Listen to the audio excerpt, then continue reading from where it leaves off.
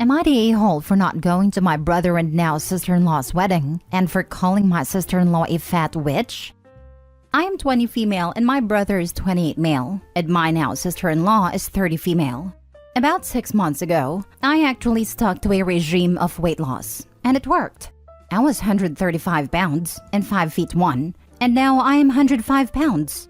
6 to 7 months ago, my brother gave me a heads up that his now wife, whom then I was kind of friends with, wanted me there as a bridesmaid. A few times I have gone to Starbucks with her and gotten our nails done together. I got busy with school and focusing on weight loss, so I didn't see them until this early June. Yes, of course there are breaks, but I wanted to rest in my apartment because I was burnt out from school.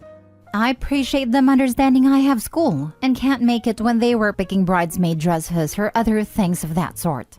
The college I go to is across the country while we live in the East Coast.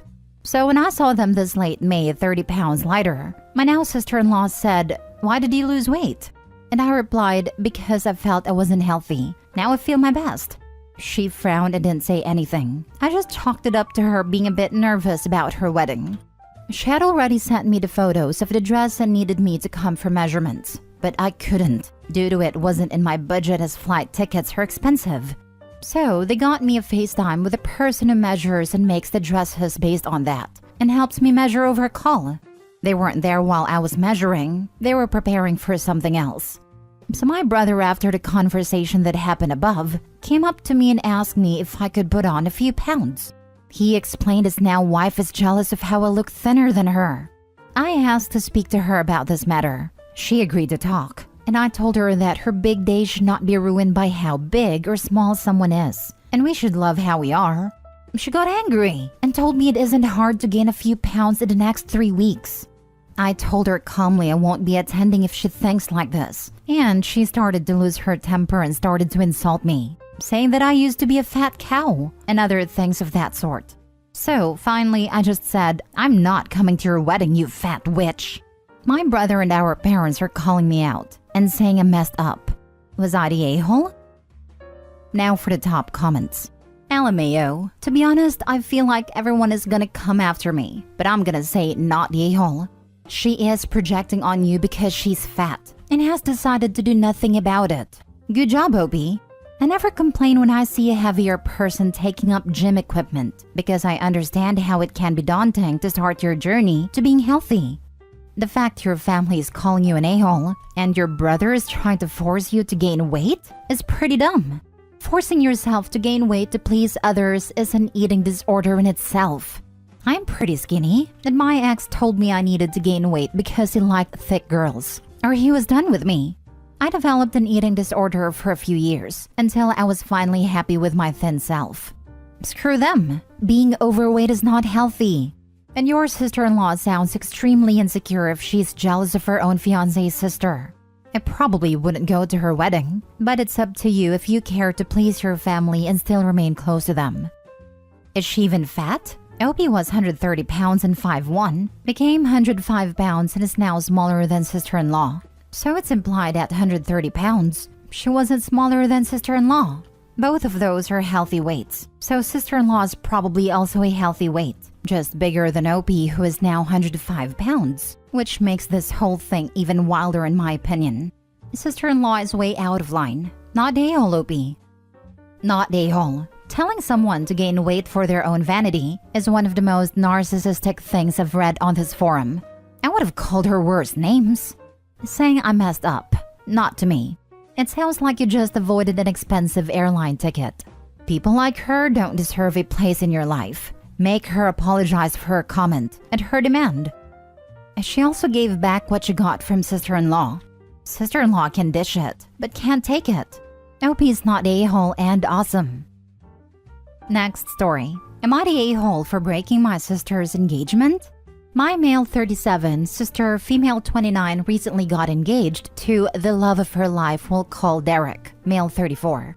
They've been dating for about a year and a half, and we the family have gotten to know Derek since the beginning of this year. We all love Derek, especially my dad and I. We watch F1 every weekend together with the rest of our friends. The engagement was announced about 3 weeks ago. We were all obviously excited. 2 weeks ago at the last GP I was talking to Derek, and at some point, the reason I might be an a-hole, my mind slipped. And I said something along the lines of, "It's great you found someone you love so much you would abandon having children." Sadly, my sister had to fight a battle with ovarian cancer when she was 16 to 17, which resulted in the surgical removal of her ovaries and, from what I understand, part of her uterus. Now, I didn't think much about my comment, but turns out she never discussed this with him. It was like it dropped a nuclear bomb of information. He said now it made sense why she always avoided discussions about children. Well, needless to say, the engagement broke, and they have now separated. And in the eyes of my sister and mother, I'm the a-hole who separated my sister from the love of her life. Everyone sucks here. Obviously, your sister shouldn't have lied and should be honest with him. So it's her fault the engagement ended. But also, what a horrible thing to say to someone. Like not having children is some huge burden, and that your sister needed to do more to justify him marrying her because of her ovarian cancer.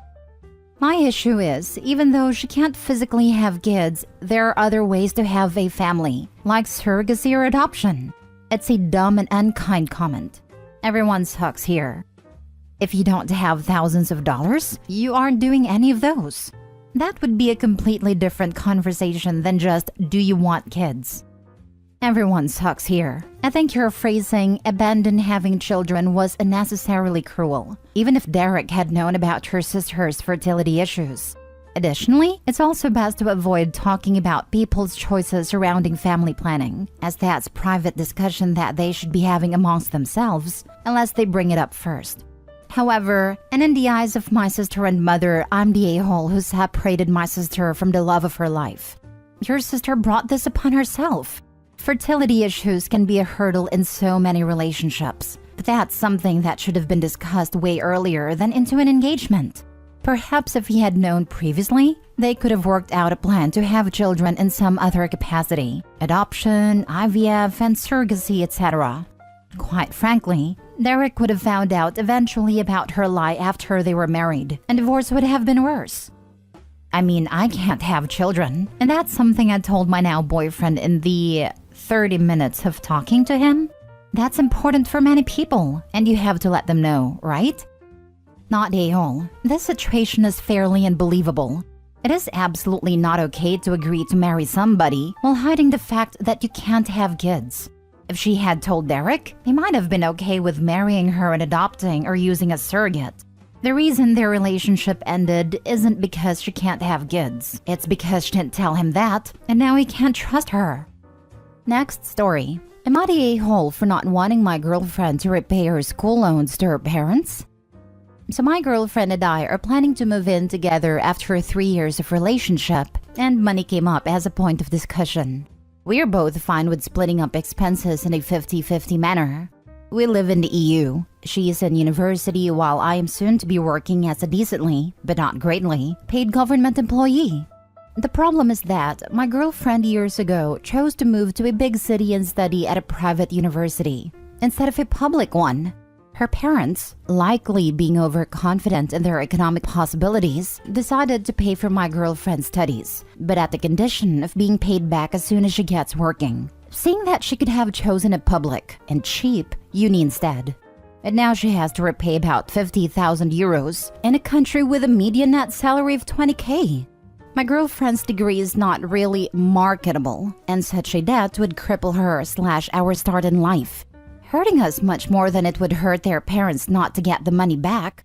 As an addition, my opinion is that parents should facilitate their kids' life, and they should not expect children to be economically neutral or positive to them. My girlfriend assured me that she would pay her parents back from her own salary. But really, that would be money coming out of our already thin paychecks, and I would end up needing to compensate for her initially low and then even lower salary after the loan payments. I told her that I do not care for her parents, and I feel morally fine cutting ties with them. I told her that we as a couple need to make us two a priority, and that I do not want to be collateral damage of her and her family's irresponsible decisions. I'm not suggesting to flip off her parents, but politely explain to them that we have a serious need of money, and they don't. She proceeded to get mad, reassuring me that we would not feel any monetary damage, which is literally untrue, and that eventually we will be fine. Now for the comments before reading the mini update. You're the a-hole. You don't have to live with her if this is so bothersome to you, but she owes her parents this money back. Your opinion that parents should facilitate their kids' life and they should not expect children to be economically neutral or positive to them. It's just that. Your opinion. It doesn't really matter to anyone but you. Exactly. And that's so mature of her to pay them back. Because she gave them her word and she is keeping it. And you do tell a lot about herself that honestly, she should think twice about. My kid has a job in her own apartment. She's insisting on paying me back for car repairs. I didn't have parents who cared enough to help me. Actually, no parents at all. So I very much want to help her out. This agreement was around before you were in a relationship with her. You want her to forgo repaying a debt because it might dip into your finances? If you can't handle having merged finances, don't get married or live together. You're the a-hole. In our finances. And frankly, yes. Dude, what do you think would have happened if she borrowed money from a bank? You can't just stop paying back your debt. Do you want to alienate your girlfriend from her family? Because attempting to get her to not repay the debt is gonna cause some conflict. You're the a-hole. Oh lord. So you just decided her parents no longer need to be in her life? Just because? Oh boy, you're at it. Very unfortunate that you took the one comment not calling you the a-hole and saying everyone else is wrong. Because he would rather lose family than money. Not his family, of course. Hers. The cute thing is, he thinks they will never need them in their life to cut ties with them. Future abuse flag. Pushing for family isolation. Edit/update. I'm done getting lynched. Most of those who commented did not read my post, did not get my point, downvoted my explanations, and know nothing about me, my girlfriend, and our relationship. Obviously, the downvoting of my clarifications reflects the need to light up my straw man, and I don't see any reason. I think I have been polite and discursive, and I have only gotten insults back. Probably shouldn't have asked teenagers how to handle adult life. I initially kept it out of the scope of this post, but I did help her these last times financially. I do not hold it against her, and I do not want her to pay me back. I want her to have a successful life, even if eventually we might not end up forever together. I don't want her to cut ties with her family, and I would hate for it to happen. That's why I suggested talking and explaining. I have been accused of wanting to control her money. Apart from the ridiculousness of the fact that I am barely trying to control my money, I have been getting groceries for her out of my 500 euro salary. I won't blame my girlfriend. I advised her against it. But ultimately, she made a choice as a 20-year-old something inexperienced girl. But her parents should have known better. Ultimately, I don't want to be the one paying 90% of the rent, utilities, and food because we need to repay a useless debt. I wish to establish a thorough and well-thought plan to make a family of us. Morally, it's wrong to fleece her parents, but it's more wrong to cripple us two for a decade. That makes me the a-hole, but it makes an a-hole that has a point. A valid one. Last story. Am I the a-hole for ignoring my in-laws when they don't use my actual name? The first time I met my in-laws, they called me Rose. My husband, then boyfriend, told them my name was Rosie, but for some reason, they assumed my actual name had to be Rose, and so that is how they first addressed me. I corrected them and said it was actually just Rosie. Father-in-law was like, "Oh, not a nickname?" I said, "No, not a nickname, my legal name." They both made faces, and I was kind of freaked out because while I have been asked before what Rosie is a nickname for, nobody outside of my third grade teacher made such a big deal over my name. After that, they tried a bunch of different Rose names to see which one it was.